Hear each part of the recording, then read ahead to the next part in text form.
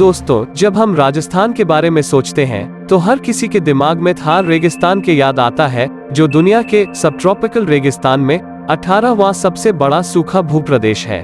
थार एक महान भारतीय रेगिस्तान सतलुज नदी से फैली हुई है और कच्छ के महान रण अरावली पर्वत और सिंधु नदी से घिरी हुई है। ऐसा माना जाता है कि थार रेगिस्तान दुनिया का सबसे सभ्य रेगिस्तान है।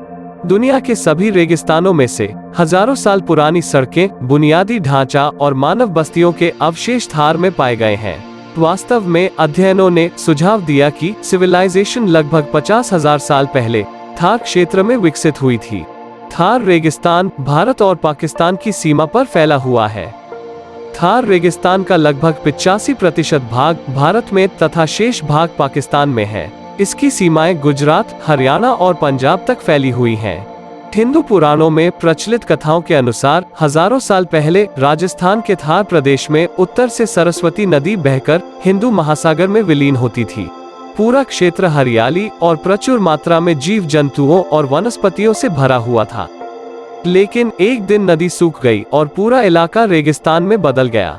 हालांकि कुछ अध्ययनों ने सुझाव दिया कि थार में तेजी से शुष्क जलवायु परिस्थितियों के कारण नदी का पिघलना हो सकता है। अचानक से इसका पानी कैसे गायब हो गया? विशाल हरी भरी भूमि रेगिस्तान में कैसे बदल गई और इसका कारण क्या था, जिससे इसका पानी और हरियाली खत्म हो गया और पूरा इलाका रेत में बदल गया?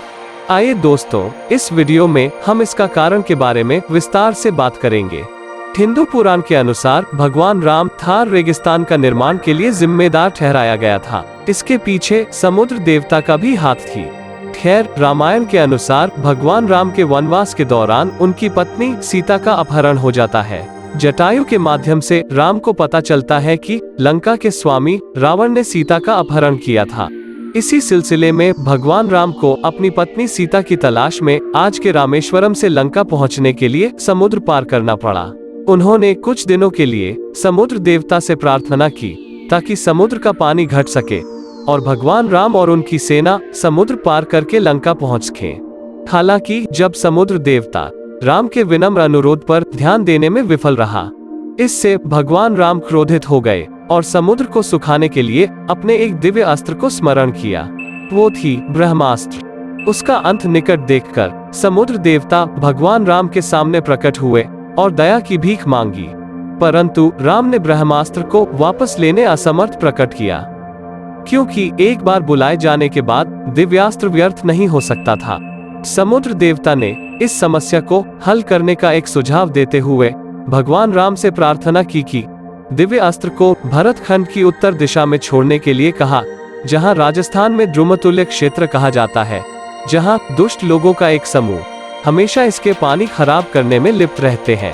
भगवान राम ने वही किया जो समुद्र राजा ने सुझाया था। जैसे ही द्रुमतुल्य क्षेत्र में ब्रह्मास्त्र गिरा, जोरदार धमाका हुआ और पूरे इलाके का पानी सूख गया। पल भर में पूरा इलाका रेगिस्तान में बदल गया। बाद में भगवान राम ने महसूस किया कि उन्हें प्रकृति के नियम को तोड़ने का कोई अधिकार नहीं है।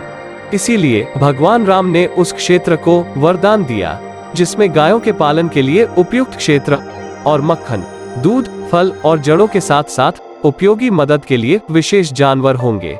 आज हम उसी क्षेत्र को थार रेगिस्तान के नाम से जानते हैं।